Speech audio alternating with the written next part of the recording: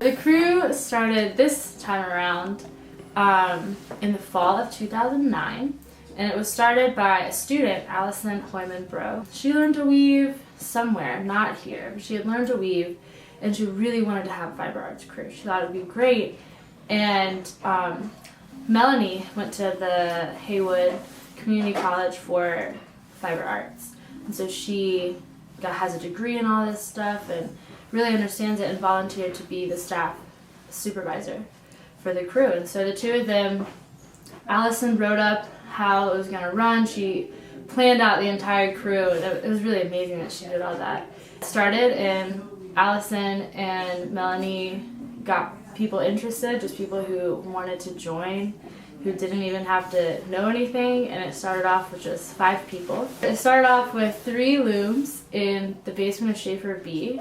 They were in Tom Wilder's office because the school told Melanie that they didn't have a place for her to be. She could do it, but she had to find a place.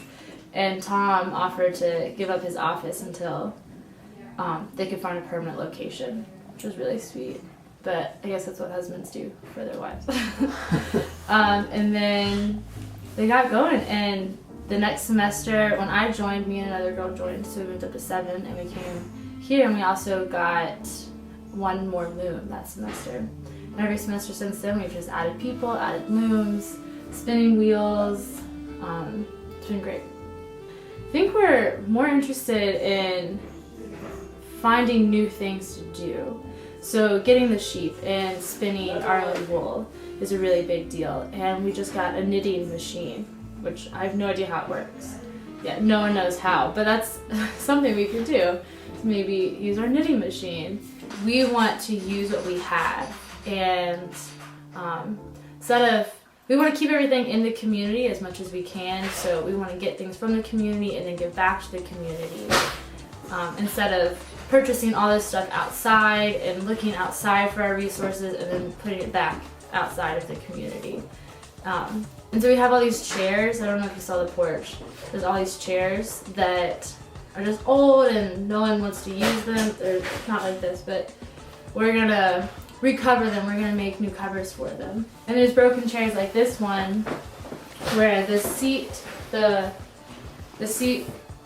whatever that was made out of, reed or whatever, was broken, so you couldn't use it anymore. So we've taken them and we've woven seat cushions for it. And so we're trying to find opportunities on campus for us to make something and use our art to give back. I'm Sophie, and I'm a senior at Warren Wilson, and I've been on the fiber arts crew for this is my 2nd year. This is our studio, and we do a lot of cool stuff here. Here we have a project of we've been doing a lot of reusing of the school's material, so things from the free store. These are chairs that we're putting inner tube seat rests on, and over here we're starting up our dye garden because we've been doing a lot of natural dyeing. This is also where we hang things that we've been dyeing.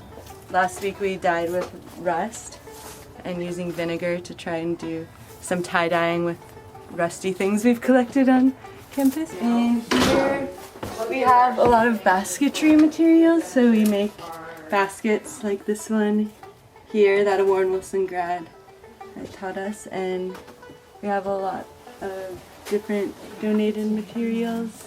The crew is only a few years old, so a lot of the materials are donated. Here we have a lot of felting supplies, and we make lots of, these are felted valentines that we've been working on. Here we have more felting. This is wet felting, where we use water, and then we also do needle felting. We've been making felted soaps. Here. We've sold a few, but we're kind of in the process of learning how to make the actual soap, so then we can, but we also want to combine with herb crew and other crews to do combined projects. Yeah, weaving is a really important part of Warren Wilson history too, because during the Depression, the Dorland Bell School weavers were the people who were kind of providing for the school. Like, weavers were asked to come out of class and weave during class time so that they could make money and make money for the school, and kept the school going pretty much. So it's something that we revitalized a few years ago with like a craft group who decided to, it's like a student run crew, and Melanie's our supervisor. And so yeah, it's really awesome that we got this space and got all these looms donated by alumni and by other people in the fiber community. And so what Riley's working on is the scarf. Okay, that's good. And I think he's about to start his second one here? Or? Actually, I'm about to just take this off. Okay. We took half. Oh yeah, so he just finished his first scarf. This is an example of like us trying to reuse materials. This is all jeans found at the Free Store. And we make rag rugs out of these. So t-shirts, jeans, anything that seems like no one's gonna use from the Free Store, we make into really durable rag rugs and sell them at school events. Yeah, and these are all our starting materials for those. So we just cut them up.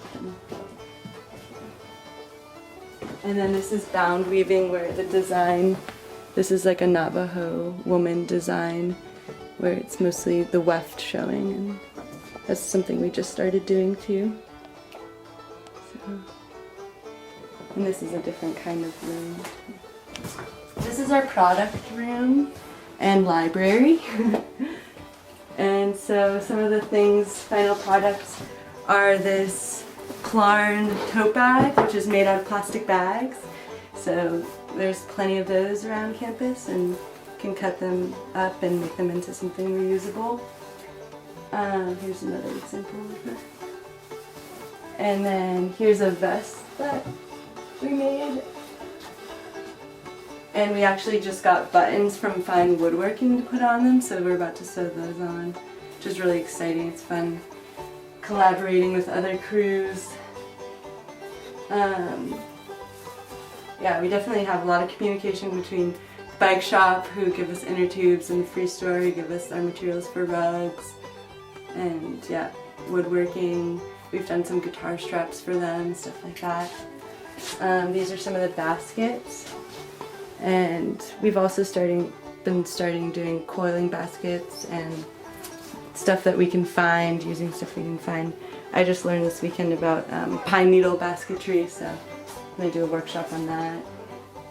Here's a bamboo scarf that Naomi made last semester.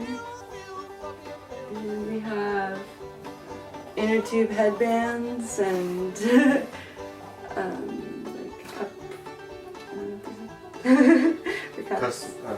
coasters. Yeah, coasters, hats, pillows. A lot of our stuff sells pretty fast, so we don't have that much of an inventory back here, but here are some more pillows and we've recently done one with, like, Kelsey's done one with the mountains, and it says WWC, so Warren Wilson pillows, stuff too. This is going to be a sneak preview of our Valentine's sale. And lots of vegetable themed things. Oh. One of our main goals for this year has been, one, to start a dye garden down at the garden, and then also to finally get to spin our own wool from the farm. So we finally got 4 fiber sheep, and the first one was sheared this morning by Ian Robertson. We've mostly gotten alpacas donated before, and so all this is alpaca, and then this is our spinning wheel. So we were interested in starting to reconnect with the traditional overshot weaving because of the Appalachian Studies program, and some of the students on the crew were in it.